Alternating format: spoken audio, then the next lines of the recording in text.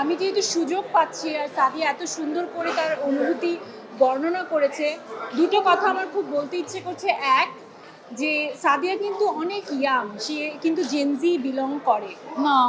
হ্যাঁ তো একজন জেনজি হয়েও সে যে এই ফিল্মটা, এবং সে বলেছে যে সে বনলতা সেন কবিতাটি পড়েনি, তারপরে ফিল্মটা যে শুরু থেকে শেষ পর্যন্ত সে পুরোটা অনুধাবন করতে পেরেছে, ফিল করতে পেরেছে, ঘোরে আটকে গেছে।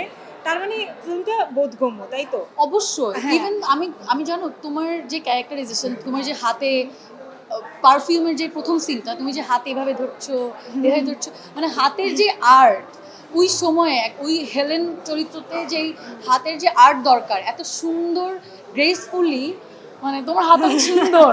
হাত না, অনেক আমি সুন্দর। যেটা বলতে চাচ্ছি, আমি দারুণ, যেটা দারুণ। বলতে চাচ্ছি যে আমরা অনেক সময় ইয়াং জেনারেশনকে অনেক সময় ভেবে থাকি যে তারা বোধহয় অনেক কিছুই বুঝে না, বা তাদের জন্য এই সিনেমা নয়। এই ধারণাটা যে ভুল, তার প্রমাণ হচ্ছে সাদিয়া আয়মান। এবং আরেকটা জিনিসও বলতে চাচ্ছি যে আমাদের কিন্তু আশপাশে অনেকের মধ্যে দেখা যায় যে কোথায় যেন একটা কার্পণ্য থাকে একজন আরেকজনের প্রশংসা করবার ক্ষেত্রে। সেখানে সাদিয়া আয়মান যে এত ভূষী, মন খুলে প্রশংসা মানে করতে জানে, সেটা কিন্তু আমি তার চেয়ে অনেক বড়, কিন্তু আমি ভীষণ ইন্সপায়ার্ড তার এই বৈশিষ্ট্যে। Thank you so much. না, এই ভালো কাজের প্রশংসা মন থেকে চলে আসে। আমি কিন্তু অনেক এক্সাইটেড। আমি হয়তো বা এখন অনেক গুছিয়ে বলছি এরকম, বাট আমি প্রত্যেকটা আর্টিস্ট যারা আছে, আমি ক্রুকে কিন্তু ধরে ধরে মানে আরো বেশি এক্সাইটমেন্টে আমি প্রকাশ করছি। এটাই হচ্ছে সবচেয়ে এটাই আর কি। মানে একটা বড় মনের প্রকাশ। ও, এটা আমি সবাই আমি রাখে। আসলে অনেক আর্টিস্টের নাম বলতে ভুলে গিয়েছি।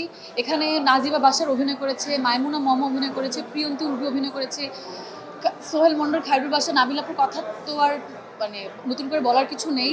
প্রত্যেকটা চরিত্র খুবই সুন্দর। মম আপুর একটা সিন ছিল যেখানে ঘুমিয়ে আছে চারপাশ সাপের মতো, এত সুন্দরভাবে মানে একটা সিন ডিজাইন করা যায়। মানে শি লুকড বিউটিফুল। আমার খুব ভালো লেগেছে, প্রত্যেকটা চরিত্র beautiful, pure art. This is a pure art.